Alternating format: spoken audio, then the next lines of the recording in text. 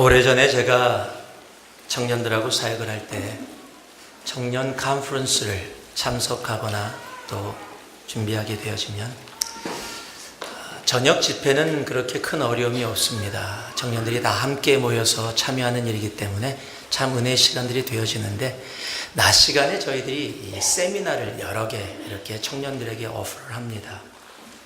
그러면 청년들이 관심 있는 곳은 많이 모이는데 별로 관심이 없는 곳은 많이 안 가요. 그러면 강사를 모셔놓고 사람들이 안 와 있으면 참 준비하는 입장에서는 미안합니다. 그래서 가능하면 골고루 갈 수 있도록 막 노력을 합니다. 그런데 언제나 그렇게 노력하지 않아도 청년들은 무조건 이 토픽만 나오면은 모여요. 강사가 강의를 아무리 잘하냐 못하냐가 상관이 없습니다. 일단 그 토픽에는 개런티입니다. 그게 나의 짝을 만났을 때 아는 법. 그러면 청년들은 무조건 모입니다, 그냥. 그래서 그 토픽을 주면은 뭐 몇몇 사람이 모일 거냐 걱정을 안 해도 됩니다. 그런데 또 하나 토픽이 있어요. 그것과 비슷하게. 이것은 청년들뿐만 아니라 장년들도 이 토픽이 나오면 많은 관심을 갖고 그곳에 많이 모입니다.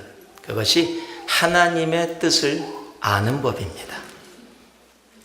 인생을 살아가면서 대체 어떤 길로 내가 가야 되는지, 내가 무엇을 해야 되는지, 여러분, 우리가 잘 모르고 살아갈 때가 많기 때문입니다. 그런데 내가 어디로 가야 하는지, 내가 무엇을 해야 되는지 확실히 알고 가는 인생이 있다면 여러분, 그 인생은 정말 복받은 인생입니다. 여러분들에게 그런 복이 차고 넘치기를 주님의 이름으로 축복합니다. 아마 우리들도 많이 그렇게 할 거예요. 기도할 때도 하나님의 뜻이 이곳에 있습니까?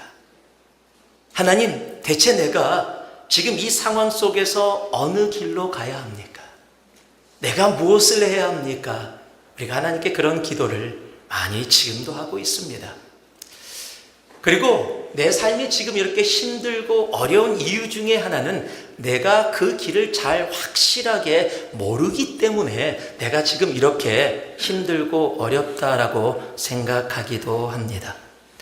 그래서 성령님께서 내가 가는 길을 확실하게 알려주시면 내가 지금 고통하고 힘들고 어려운 이런 모든 문제가 분명히 확실하게 풀릴 것이라고 우리는 그렇게 믿습니다.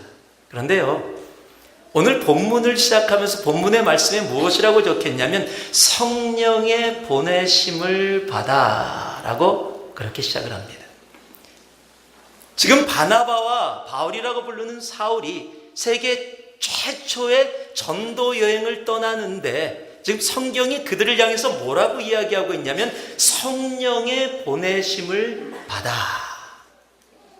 여러분, 이러면은요, 요즘 젊은이들이 얘기하는 말로 게임 끝입니다. 나의 인생을 주님께서 아시고 나를 인도하신다. 주님께서 내 길을 확실하게 인도하시고 내가 그것을 알고 걸어가고 있다라고 한다면 우리 마음속에는요, 정말 하나님께서 이 일을 통해서 이 길에서 나에게 행하실 것을 기대하게 됩니다. 기대감이 내 가슴속을 가득 채우게 될 것입니다. 아마 바나바와 바울도 그런 마음으로 그 길을 분명히 떠났을 것입니다. 왜냐하면요, 처음부터 시작서부터 하나님께서 그 많은 사람 중에 바나바와 바울을 골라서 선택하셨고 온 교회가 그 일을 알게 했고, 그리고 이제 파송하는 그 순간에도 성령님이 친히 보내심을 받아 그 길을 시작했기 때문입니다. 그런데 우리가 오늘 본문 말씀을 통해서 꼭 가슴속에 기억하고 알아야 할 것이 있습니다. 성령의 인도하심이 내 삶 속에 있다고 내 삶의 모든 문제의 해결을 의미하는 것은 아니라는 사실입니다. 성령께서 길을 알려주시면 우리들이 가는 그 길이 언제나 평탄대로다. 그냥 모든 길이 그냥 순탄하게 이루어진다. 그것이 아니라는 겁니다. 성령의 인도하심은 성령께서 우리가 가야 될 길을, 우리가 마땅히 걸어가야 될 길을 분명하고 확실하게 알려주시는 것이지, 그 길을 갔다고 무조건 다 잘 되고 다 좋고 문제 하나도 없고 모든 좋은 것만 생기는 것은 결코 아니라는 사실입니다. 오늘 본문의 말씀을 보니까 바나바와 바울도 성령의 보내심을 받아 걸어간 그 길에서 바로 방해, 즉 어려움을 만나게 됩니다. 성령의 인도하심을 따라 순종하고 가는 길이기 때문에 어쩌면 더더욱 그럴지도 모릅니다. 여러분, 성령의 인도하심을 받아 걸어가는 그 길에는 방해가 있습니다.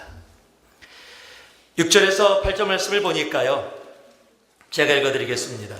온 섬 가운데로 지나서 바보에 이르러 바에수라는 유대인 거짓 선지자인 마술사를 만나니 그가 총독 서기오 바울과 함께 있으니 서기오 바울은 지혜 있는 사람이라. 바나바와 사울을 불러 하나님의 말씀을 듣고자 하더라. 이 마술사 엘루마는 이 이름을 번역하면 마술사라. 그들을 대적하여 총독으로 믿지 못하게 힘쓰니. 지금 성령님의 보내심을 받아서 구보라는 섬에 처음에 도착해서 복음을 선포합니다. 여러분, 복음을 선포했더니 그 복음을 듣는 사람들이 나와요. 할렐루야. 복음을 선포했더니 그 복음 속에 반응하는 사람들, 복음을 듣고 그 복음 속에서 주님 앞에 나오는 사람들이 생깁니다. 이런 일이 생기면 정말 할렐루야입니다.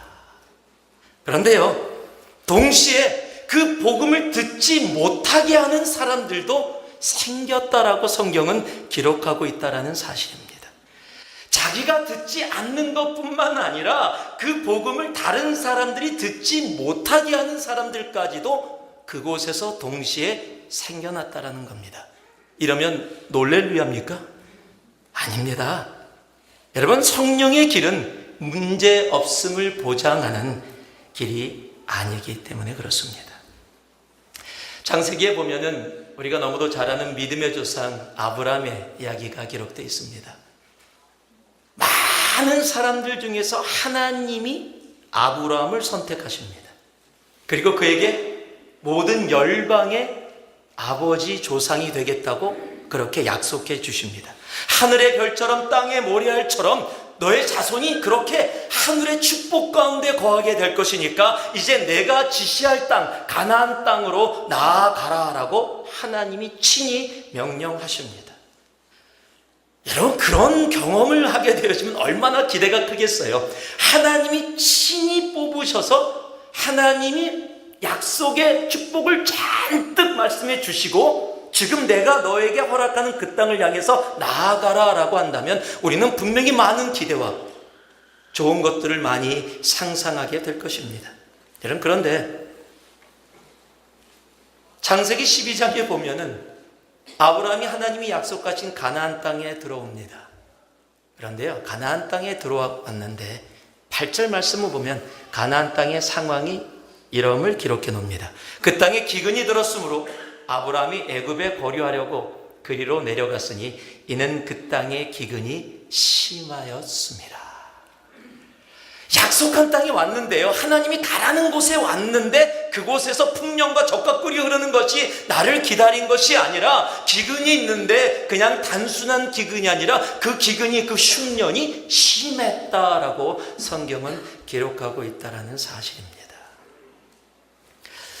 여러분, 사도 바울은요, 이번뿐만 아니라 지속적으로 성령의 인도하심을 경험하면서 계속해서 사역을 감당하게 됩니다.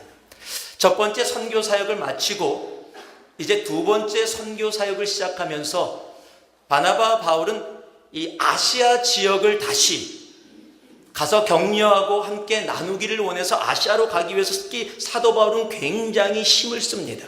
그런데 성령께서 다 막으십니다. 그래서 고민하고 있는데 갑자기 마게도냐의 환상을 하나님께서 사도 바울에게 보여주십니다. 그리고 나서 하나님의 뜻이 아시아가 아니라 유럽 땅을 향해서 있음을 확실하게 알게 되어집니다. 그것이 사도행전 16장에 기록되어 있어요. 제가 읽어드리겠습니다. 밤에 환상이 바울에게 보이니 마게도냐 사람 하나가 서서 그에게 청하여 이르되 마게도냐로 건너와서 우리를 도우라 하거늘 바울이 그 환상을 보았을 때 우리가 곧 마게도냐로 떠나기를 힘쓰니 이는 하나님이 저 사람들에게 복음을 전하라고 우리를 부르신 줄을 인정함이라. 지금 분명히 사도 바울뿐만 아니라 함께 가고 있는 사람들이 무엇을 봤냐면, 하나님이 원하시는 길이 이곳이다. 성령님께서 나를 향해서 가라고 하시는 길이 이 길이다라는 것을 분명히 인정하고 깨닫고 알았다라고 이야기하고 있어요. 그래서 그 길을 갑니다. 그리고 간 첫 도시가 빌립보라는 도시입니다. 그곳에서 복음을 전했더니 역시 할렐루야, 놀라운 복음의 역사가 그곳에서 이루어집니다. 그런데 복음을 전하는데 계속 여자 하나가 귀신 들려갖고 와서 방해를 하는 거예요. 그래서 그 귀신을 쫓아냅니다. 그랬더니 갑자기 상황이 바뀌어버립니다.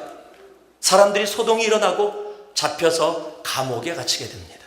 그리고 쇠사슬에 묶여버리게 됩니다. 여러분, 사람은요, 이러면 보통 반응은 불평입니다. 하나님이 가라고 한 길로 왔습니다. 내가 가고자 한 길이 아니라 하나님께서 가라고 하신 길입니다. 그래서 내가 순종해서 왔는데 대체 이게 무슨 일입니까? 하나님 순종하고 하나님이 가라 그시는 길을 내가 갔는데 이런 일들이 벌어진다면 누가 하나님 말씀에 순종하고 그 길을 걸어가겠습니까? 하나님, 이건 아니지 않습니까? 아마 지금도요, 우리의 삶 속에서 하나님 앞에 그렇게 불평하고 하나님께 기도하는 분들이 혹 있을지도 몰라요. 너무도 당연한 반응일 겁니다. 하나님께 순종 안 하고 그냥 편하게 사는 길을 갈 때도 오히려 이렇게 어려움이 없었는데, 오히려 하나님께 순종하고 내 것을 희생하고 내 물질과 시간과 정성을 다 희생하고 하나님이 원하시는 길을 내가 순종하며 걸어왔는데, 어떻게 순종하지 않는 사람들의 삶보다 더 고통이 많고 방해가 많고 힘듦이 많고 어려움이 많을 수 있습니까? 그렇다면 누가 이 길 가겠습니까? 그렇게 우리들은 분명히 이야기할지 모릅니다.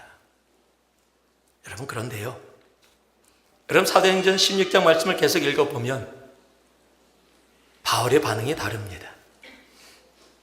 그들이 기도하고 찬양했다라고 이야기합니다. 어떻게 그런 반응이 나올 수 있을까요? 여러분, 한국에서 예전에 계신 분들, 한국에서 한동안 젊은 사람들 사이에서 유행했던 노래가 있습니다. 난 알아요. 예, 서태지의 노래예요. 그 노래인데 제가 그거밖에 모릅니다. 난 알아요. 그리고 막 계속 나가요. 근데 그거만 들었는데요, 지금 사도 바울이 그런 거예요. 난 알아요. 무엇을 알아요? 성령께서 보내신 길은 방해가 없고 고통이 없고 환난이 없고 어려움이 없는 것이 아니라, 비록 환난과 고통과 어려움이 내 삶 속에 있다 하더라도 하나님의 성령에 보내신 길을 순종하고 가는 길에서는 하나님이 내 삶에서 약속하신 그 일을 분명히 이루시는 것을 난 알아요 라고 고백하는 겁니다. 여러분, 그렇기 때문에 감옥에서 기도하고 찬송할 수 있는 거예요. 할렐루야를 외치는 겁니다. 여러분, 그랬더니 무슨 일이 벌어졌어요? 지진이 나면서 감옥문이 열려버렸어요. 보통 사람 같으면요, 기도했더니 열렸다, 도망가자, 단순한 겁니다. 그런데 사도 바울은 아는 거예요. 나를 감옥에다 넣으셨다가 감옥에서 바로 꺼내려면, 아니, 하나님의 뜻이 이런 것이 아닐 거야. 나가는 것이 문제가 아니라 하나님의 뜻이 이루어지는 것이 무엇인지를 그는 알기에 그곳에 머뭅니다. 그리고 어떤 일이 벌어집니까? 간사장이 예수를 영접하게 됩니다. 거기서 우리가 너무도 잘 아는 엄청난 말씀이 선포되죠. 주 예수를 믿으라. 그리하면 너와 내 집이 구원을 얻으리라. 여러분, 그곳에서 빌립보 교회가 시작이 되어지는 겁니다. 방해가 없어서가 아니에요. 어려움이 없어서가 아닙니다. 방해와 고통과 어려움이 그 삶 속에 있어요. 하나님이 보내시는 그 길을 걸어감에도 그곳에도 분명히 방해가 있고 어려움이 있고 환난과 고통이 있습니다. 그러나 우리가 알아야 될 것은요, 그 가운데서도 비록 그런 고통과 아픔이 있다 할지라도 하나님은 하나님이 약속하신 그 일을 분명히 우리의 삶 가운데 이루어 주신다라는 겁니다. 그러기에 사도 바울이요, 그 빌립보 교회의 편지를 쓰면서 1장 6절에 바로 이러한 선포를 합니다. 너희 안에서 착한 일을 시작하신 이가 그리스도 예수의 날까지 이루실 줄을 우리가 확신하노라. 너희 안에 어려움이 있느냐, 고통이 있느냐, 방해가 있고 환난이 있고 아픔이 있느냐, 눈물이 있느냐, 너희 안에 착한 일을 시작하신 그 하나님이 성령의 보내심을 받아 우리가 그 길을 걸어가고 있는데, 그렇다면 그 일을 시작하신 하나님이 비록 힘듦과 어려움과 눈물과 고통이 있다 할지라도 하나님의 그 약속을 분명히 이루실 것을 내가 확신한다. 여러분, 이것이요, 삶 속에서 경험되어진, 내가 비록 고통이 있고 아픔이 있고 슬픔이 있고 어려움이 있다 할지라도 그 가운데서 하나님의 약속을 지키신 그것이 경험되어진 사람들의 온전한 믿음의 고백입니다. 이러한 간증이, 이러한 고백이 우리의 삶에 가득 차기를 주님의 이름으로 축복합니다. 그러기에요, 정말로 주님 앞에 더더욱 주님이 보내시는 그 길을, 내 앞길을 막는 방해와 어려움이 있다 할지라도 끝까지 기쁨으로 그 약속을 바라보며 나아가는 우리가 되기를 진심으로 소망합니다. 우리가 기도할 때 하나님, 내가 하나님의 뜻을 알기를 원합니다, 이런 기도해야 됩니다. 그러나 더 중요한 것은 하나님이 그 뜻을 알게 하셨을 때 그 길을 걸어가며 사탄의 방해나 어려움이 온다고 할지라도 하나님은 내 삶 속에 하나님의 뜻을 분명히 이루심을 확신하고 그 믿음의 길을 찬송하며 걸어갈 수 있는 우리가 되어야 합니다. 그래서요, 여러분, 내 인생이 꼭 바울처럼 감옥에 갇혔다고 할지라도요, 기도하며 찬송할 수 있기를 소망합니다. 지금 내 인생이 쇠사슬에 묶여있는 것처럼 느껴진다고 할지라도요, 하나님, 이게 뭡니까? 나 나름대로 열심히 주님 믿었는데요, 하나님, 대체 왜 내 길이 이렇게 하나도 되는 것 없이 풀리지 않고 이렇게 엉켜야 합니까? 세상 사람들이 이야기하는 그러한 것이 내 입술을 통해 나오는 것이 아니라 비록 그 고통과 어려움과 환난과 방해가 내 삶을 누르고 있다 할지라도 우리 하나님께 기도하며 할렐루야 찬송하며 나아갈 수 있는 우리가 되기를 주님의 이름으로 축복합니다. 그 삶에 하나님의 놀라운 은혜가 차고 넘치게 됩니다. 여러분, 그래서요, 성령의 인도하심을 따라가는 길에는 그런 방해가 있고 어려움이 있지만 하나님은 그러기에 성령의 인도하심을 받아가는 그 길, 성령의 보내심을 받아가는 그 길의 사람들에게는 그 방해와 어려움을 이길 수 있는 능력 또한 허락해 주십니다. 9절에서 11절 말씀을 우리가 한 목소리로 함께 읽어보기를 원합니다. 함께 하겠습니다. 바울이라고 하는 사울이 성령에 충만하여 그를 주목하고 이르되, 모든 거짓과 악행이 가득한 자요, 마귀의 자식이요, 모든 이의 원수요, 주의 바른 길을 굽게 하기를 그치지 아니하겠느냐. 보라, 이제 주의 손이 내 위에 있으니 내가 맹인이 되어 얼마 동안 해를 보지 못하리라니 즉시 안개와 어둠이 그를 덮어 인도할 사람을 두루 구하는지라.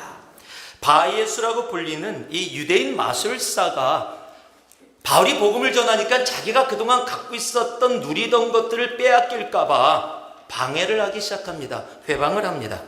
믿지 못하게 힘쓰니라고 번역된 이 단어는 디아스트레포라는 헬러어입니다. 이 단어는 왜곡하다, 약간 방향을 바꾸다라는 의미를 갖고 있어요. 그러니까 주 예수를 믿으라, 그러면 너 집이 오늘 어디라라고 외치면은 안 그럴지도 몰라. 조금 틸트하는 거예요. A다 그러면 A 마이너스일걸? 아다 그러면 어야 라고 조금씩 바꾸는 거예요. 여러분, 그런 일이 얼마나 많아요. 완전히 바뀌면 아니야 라고 거부할 수 있는데 아주 조금 바꿔놓으면 혼동됩니다. 여러분, 사탄은 그렇게 해요. 방해를 합니다. 그런 식으로 힘들게 합니다. 그때 바울이 성령 충만하여 그 바예수에게 명령을 합니다. 그랬더니 며칠 동안 그 명령한 대로 눈이 멀어서 보이지 않는 그 일들이 이루어집니다. 여러분, 하나님의 나라는 말에 있지 않고 능력에 있습니다. 고린도서 4장 10절 보니까 하나님의 나라는 말에 있지 아니하고 오직 능력에 있습니다. 성령의 보내심을 받아 걸어가는 그 길에 방해가 있습니까? 환난이 있어요? 어려움이 있어요? 고통이 있습니까? 하나님은 언제나 그 환난과 고통과 어려움을 이길 수 있는 능력을 하나님의 길을 걸어가는 그 사람에게 허락해 주십니다. 방해가 있으면 방해가 있을수록 그 방해를 뛰어넘는 놀라운 능력을 그래서 체험하게 돼요. 여러분, 그래서 예수 믿는 게요, 익사이링한 겁니다. 여러분, 예수 믿는 게 착하게 사는 게 목적이 아니에요. 그럼 예수 믿고 악하게 살으라는 겁니까? 아니요. 예수 믿으면 착해져요. 그건 그냥 삶의 열매예요. 착하게 사는 게 예수 믿는 목적이 아니에요. 예수 믿는 것이 어떤 능력이 나타나는 게 목적 아닙니다. 그러나 동일하게 예수 믿는데 놀라운 능력들이 내 삶에 차고 넘칠 때 여러분, 그 삶이 다릅니다. 여러분, 이왕 믿으려면 좀 익사이링하게 믿는 거 좋지 않습니까? 저는 그래도 그냥 방해 없이 편안하게 걸어가는 걸 제일 좋아합니다. 그런데 죄송합니다. 성령의 보내심을 받아 걸어가는 길에는 방해가 없을 수가 없습니다. 어려움이 없을 수가 없어요. 내가 가는 길에 아무 어려움이 없다. 내가 주일을 한 달을 빠지고 예배를 안 드렸는데도 모든 게 잘 풀리고 자녀들도 잘 되고 내가 원하는 게 다 이루어진다. 여러분, 그것은 복이 아니에요. 나는 하나님 믿는 거라고 생각할지 모르지만 나는 지금 하나님하고 상관없는 길을 가고 있는 거예요. 그러니까 사탄이 내 편이네, 내 편은 그냥 놔두는 겁니다. 여러분, 내가 성령이 보내시는 그 길을 가기에 내 삶에 방해가 있고 어려움이 있고 고통이 있어요. 그러나 하나님은 성령의 그 길을 걸어가는 자들에게 그냥 그 고통에 눌려서 힘들어하고 포기하게 놔두지 아니하시고 언제나 그것을 이길 수 있는 힘을 더하여 주십니다. 능력을 더하여 주세요. 여러분, 그것을 경험하면 예수 믿는 거 다릅니다. 참 말로 신앙생활하고 있는 시대에 살아가고 있습니다. 참 말이 많아요. 예수 믿는 사람, 그러면 말 많은 사람, 그렇게 생각될 정도로 그냥 신앙을 전부 다 말로 합니다. 대표적인 교회가 또 욕을 먹는 고린도 교회입니다. 고린도 교회, 하나님이 많은 것을 더해 주셨는데도 말로 서로 상처 주고 상처받고 다 하고 지나갑니다. 그 교회에 사도 바울이 말씀한 것이 조금 전에 말씀드린 고린도전서 4장 20절 말씀이에요. 하나님의 나라는 말로 사는 것이 아니다. 정말 하나님이 보내신 그 길을 걸어가며 하나님의 나라 가운데 거하며 살아가고 있느냐? 그렇다면 하나님의 능력은 그곳에 분명히 있다라는 겁니다. 그런데요, 우리가 꼭 알아야 할 것이 있습니다. 오늘 사도 바울이 그 능력을 행하면서 하나님께서 사도 바울을 통해 그 능력이 나타나게 하시면서 그곳에 기록한 한 단어가 있습니다. 그 단어가 성령 충만이라는 단어입니다. 여러분, 성령 충만이라는 단어는 내가 하나님의 보내심을 받아 그 길을 시작했는데 중간에 가다가 내 인간의 것이 들어가 있으면 성령 충만이 아닙니다. 내가 하나님의 보내심을 받아 그 길을 걸어가기 시작했다면 계속해서 하나님과 함께 동행하는 그 삶이 바로 성령 충만의 삶입니다. 그가 성령과 함께 동행하며 성령 충만의 삶을 살았더니 그 성령 충만한 가운데 하나님의 능력이 그를 통해서 나타나게 되어지는 겁니다. 아무 때나 아무에게나 아무렇게나 이루어지는 것이 아니라는 겁니다. 여러분, 사도 바울은요, 그 성령 충만의 삶을 지속적으로 걸었던 사람이에요. 성경은요, 어느 정도까지 그것을 표현하고 있냐면 사도 바울의 몸에 있었던 수건이나 앞치마를 가져다가 병자나 귀신 들린 자에게 얹으면은 병이 낫고 귀신이 쫓겨나가는 정말 이해될 수 없는 그런 일까지 당시에 이루어졌다라고 성경은 기록하고 있어요. 여러분, 사람들이 그것을 본 겁니다. 사도 바울이 가는 곳곳마다 성령의 능력이 놀랍게 나타남을 세상 사람들이 봤어요. 그런 것을 보면은요, 꼭 따라하고 싶은 사람들이 생깁니다. 나도 저거 하고 싶은데 꼭 생겨요. 성경에 그 사람들의 이야기가 기록이 되어 있어요. 사도행전 19장 보면은요, 12절에 이렇게 적혀 있습니다. 이에 돌아다니며 마술하는 어떤 유대인들이 시험 삼아 악기 들린 자들에게 주 예수의 이름을 불러 말하되 내가 바울이 전파하는 예수를 의지하여 너희에게 명하노라. 내가 바울이 전파하는 예수를 의지하여 너에게 전하노라. 거의 어떤 수준이냐면요, 야, 나는 그래도 우리 어머니가 예수 잘 믿어서 어머니 치맛자락 붙잡고 천국 갈 수 있을 것 같아. 거의 그런 얘기예요. 여보, 열심히 믿어. 당신 백으로 천국 갑시다. 여러분, 그렇게 안 되는 거 아시죠? 내가 아는 예수가 아니라 바울이 전파하는 예수. 혹시 여러분 신앙생활 하시면서 송경일 목사가 이야기하는 예수 때문에 살아가고 계시는 거 아니죠? 송경일 목사가 사라지면 예수가 사라지는 것이라면 그것은 올바른 신앙이 아닙니다. 여러분의 예수, 나의 구세주 되신 예수, 나를 위해서 십자가에 달려 죽기까지 나를 사랑하신 그 예수가 나의 하나님이시기에, 나의 주인이시기에 그 예수 때문에 살아가는 그 길. 여러분, 그럴 때 그곳에 능력이 나타나는 겁니다. 누구를 통해서 이루어지는 게 아니에요. 그런데 지금 유대인들이 그렇게 하고 다녔어요. 더군다나 그 다음 절을 보니까요, 유대의 한 제사장 스게와의 7 아들도 이 일을 행하더라. 지금 제사장의 아들들이에요. 나름대로 종교성을 많이 갖고 있는 사람들이에요. 그래서 내가 예수의 이름으로 명하노니 악귀야 사탄아 떠나갈지어다 라고 외친 거예요. 거기다가 내 바울이 전파하는 예수의 이름으로 전하노니 어떻게 했든지 간에. 그런데 성경이요, 참 재밌어요. 악귀가 대답하여 이르되 내가 예수도 알고 바울도 아는데 넌 누구니? Who are you? 내가 예수도 알고 바울도 아는데 넌 누구니? 이러면 얼굴 빨개집니다. 얼마나 창피하겠어요. 제사장의 아들들이라고 7명이 탁 와서 내가 바울이 전파하는 예수의 이름으로 명하노니 악귀야 떠나갈지어다. 그런데 악귀가 말똥말똥 쳐다보면서 너 누구야? 그거로 끝나지 않고요, 악귀 들린 사람들이 뛰어올라서 그들에게 달려들었더니요, 얼마나 당황했냐면 옷을 다 벗고 나체로 도망했어요. 여러분, 따라한다고 되는 게 아닙니다. 하나님의 능력은 성령 충만함에서 이루어지는 겁니다.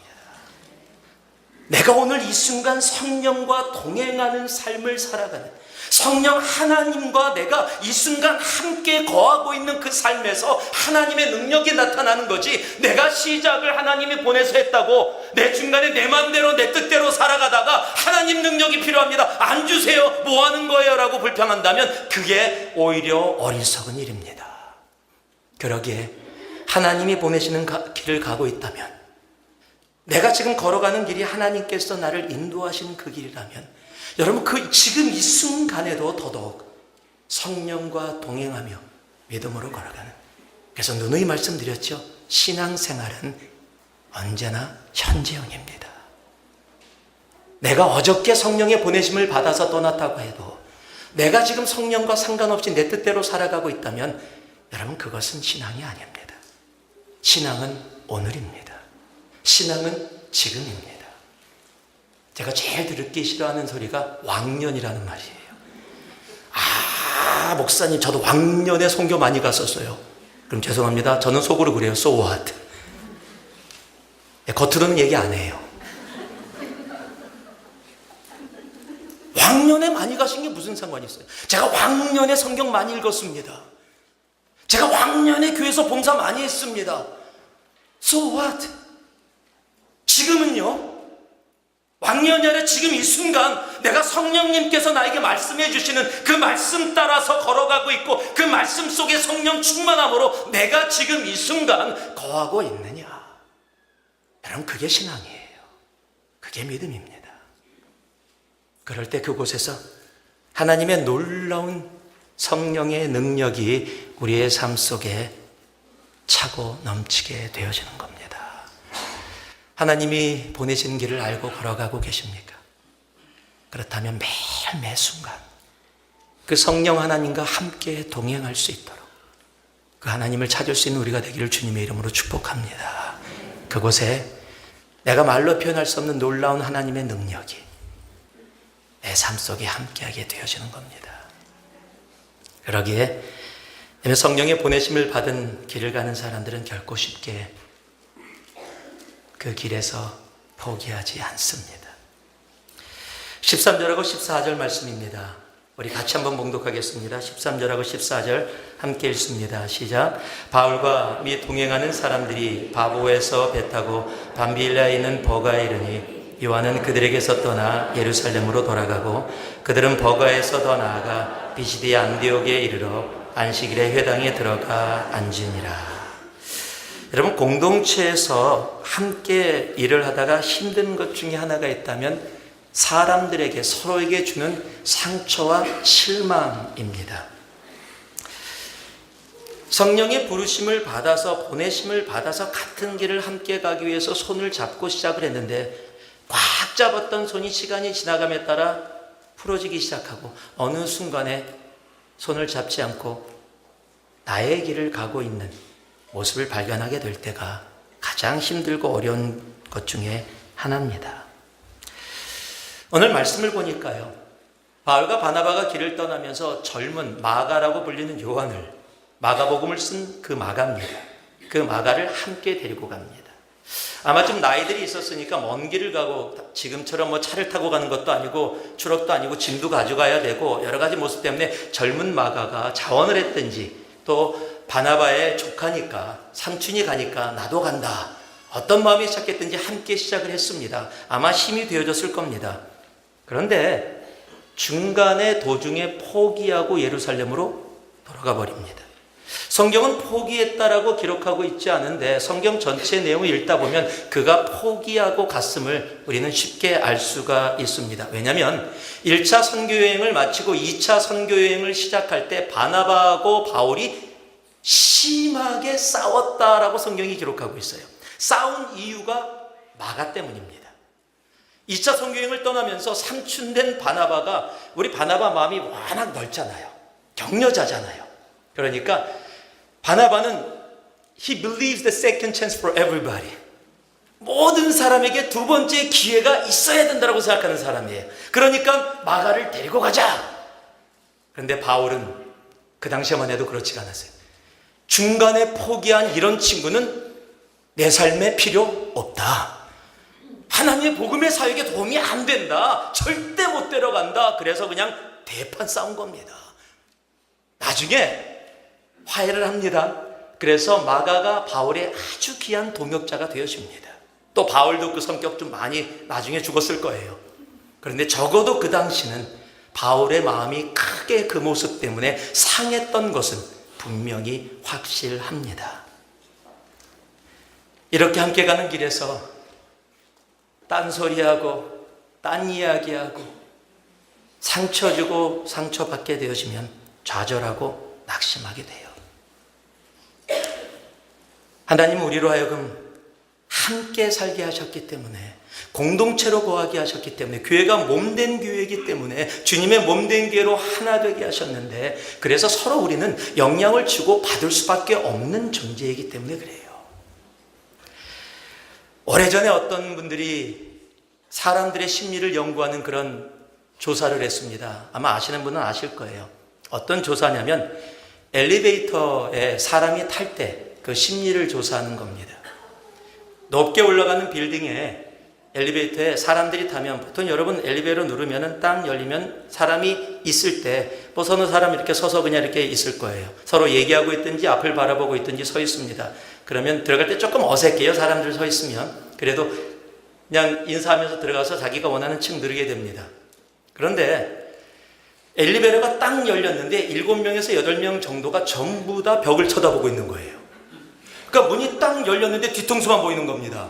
사람들이 전부 다 조용히 벽을 쳐다보고 있으니까 당황하지요. 이게 뭐야? 전혀 모르는 상황 속에서 일단 들어갑니다. 자기가 원하는 층의 버튼을 누릅니다. 그리고 19명이 처음에는 문 쪽을 바라보고 있다가 올라가는 시간 동안 천천히 돈답니다. 그래서 자기도 벽 쳐다보는 거예요. 왜 모든 사람이 그렇게 하니까 안 그러고 있는 게 힘든 거예요. 여러분, 사람은요, 사회적이라서 그렇게 영향을 받을 수밖에 없습니다. 지금 처음 가는 선교여행, 힘들고 어려웠던 일들, 방해도 있어서 어려움 가운데 있었고요. 또 육체적으로도 바울이 힘들고 어려운 상황 속에 있었음을 우리가 성경을 통해서 충분히 알 수가 있습니다. 그런 와중에 가장 젊은 마가가 아이고 못하겠다 그러고 도망간 거예요. 그리고 포기하고 간 겁니다. 이러면 마음에 실망이 옵니다. 내가 꼭 가야 되나? 굳이 저렇게 젊은 사람까지도 다시 돌아가는 이 일을 내가 시작은 했지만 굳이 가야 되나? 여러분, 그런 생각이 들 수가 있습니다. 그런데요, 오늘 성경을 보니까 그들이 멈추지 않습니다. 성경은요, 더 나아가 went on이라고 기록하고 있어요. 근데 그 길이 쉬운 길이 아니에요. 여러분, 지금 버가에서 비시디아 안디옥은 그냥 단순한 도시에서 도시가 아니라 타우루스라는 아주 큰 산맥을 넘어야 됩니다. 해발 1100m의 산맥이에요. 그리고 그곳에 많은 위험들, 도적들이 숨어져 있는 그런 곳입니다. 아무리 로마 시대의 길이 났다고 할지라도 산길은 결코 쉬운 길이 아닙니다. 거리만 무려 200km입니다. 1100마일이나 됩니다. 여러분, 그곳을 가야 돼요. 근데 그 길을 아무 이야기 없이 계속해서 나아갑니다. 그리고 이 포기하지 않은 이 결단이, 이 믿음의 지속적인 순종이 열방을 복음하는 그 시작의 힘이 되어집니다. 여러분, 인간으로 시작하면 쉽게 포기하게 됩니다. 인간으로 시작하면 인간을 의지하게 되기 때문에 그렇습니다. 근데 그런 분들을 많이 보게 돼요. 성령님께서 이번에 섬기라고 하신 것 같습니다. 열심히 섬기겠습니다. 근데 중간에 갑자기 한 2달 지났는데 못하겠습니다. 왜요? 아무도 안 도와줘요. 그 형제 자매 때문에 아주 그냥 짜증나서 못하겠어요. 목사님이 그 형제 다른 교회 가라 그러면 할게요. 어떻게 제가 얘기합니까? 그런 거를요. 분명히 성령님께서 기도하고서 마음 주셨다고 했는데 사람들 때문에 못하겠대요. 힘들고 어렵대요. 압니다. 정말 힘들어요. 함께하는 공동체에서 맞지 않으면 힘들고 지치고 아프고 고통스럽습니다. 그것이 우리들이 살아가는 모습이에요. 여러분, 그러나요, 성령으로 시작했다면 결코 쉽게 포기하지 않습니다. 사람으로 시작하면 사람이 보입니다. 그렇기 때문에 사람 때문에 시작했기 때문에 사람 때문에 포기하게 됩니다. 그러나 성령으로 시작했다면 내 눈이 성령을 향해서 그곳에서 떨어지지 않는다면, 여러분, 아무리 어려움과 실망과 좌절이 나를 덮는다고 할지라도 쉽게 포기하지 않습니다. 그래서 하나님은 사도 바울을 통해 갈라디아 교회에 그렇게 쉽게 포기하고 그런 모습으로 나아가는 사람들을 향해 이렇게 이야기합니다. 너희가 이같이 어리석으냐? 성령으로 시작하였다가 이제는 육체로 마치겠느냐? 여러분, 성령으로 시작한 우리의 길이라면 성령으로 끝까지 걸어갈 수 있는 우리의 길이 되기를 주님의 이름으로 축복합니다. 사람들 보면 실망됩니다. 한번 옆에 사람들 보세요. 실망. 여러분, 사람들 보면 실망됩니다. 오죽하면요, 자식을 그렇게 원했던 부모가 우리 역사 속에서 나오는 말 아닙니까? 그렇게 자식 그랬는데 무자식이 상팔자라고. 여러분, 사람 쳐다보면 그렇게 될 수밖에 없어요. 그게 우리들의 인생이에요. 그래서 우리의 눈이 성령으로 시작했다면, 성령의 보내심을 받았다면, 여러분, 성령으로 끝까지 나아갈 때 우리는 결코 하나님이 보내신 그 길, 하나님이 가라고 하신 그 길에서 포기하지 않게 되어집니다. 지금 힘들고 어려운 고통 속에 있는 분들이 있다면 여러분, 눈을 들어서 하나님을 바라보시기 바랍니다. 성령을 보시기 바랍니다. 지금 포기하려고 마음 먹고, 그래, 오늘 주일까지만 나왔다가 이제는 그만두자, 이 일도 그만두고 저것도 그만두고 다 저거 하자, 혹이라도 그런 마음이 조금이라도 들었던 적이 있다면 오늘 이곳에 내려놓고 가세요. 여러분이 눈을 들어 성령을 다시 바라보기 시작할 때 하나님은 그 길을 지속할 수 있는 하나님의 힘을 우리들에게 분명히 더해 주십니다. 말씀을 마무리하겠습니다. 성령의 보내심을 받아가는 길에도 우리의 삶에 방해가 있어요. 어려움이 있습니다. 그래서 성령이 보내시는 길을 내가 간다고 괜히 그냥 기대만 잔뜩 들어가고, 와, 평탄한 길, 그러면은요, 뻥 하고 한번 맞습니다. 오히려 성령이 보내시는 길을 가기에 내가 영적으로 긴장하고 믿음으로 걸어갈 수 있어야 합니다. 그러나 걱정하지 마세요. 방해가 있다면 그 방해를 이기게 하시는 능력을 하나님이 주심을, 내가 성령과 동행할 때, 성령 충만함으로 나아갈 때, 여러분, 그게 예수 믿는 맛이에요. 세상의 힘으로 넘을 수 없는 방해인데 내가 그 방해를 넘어서요.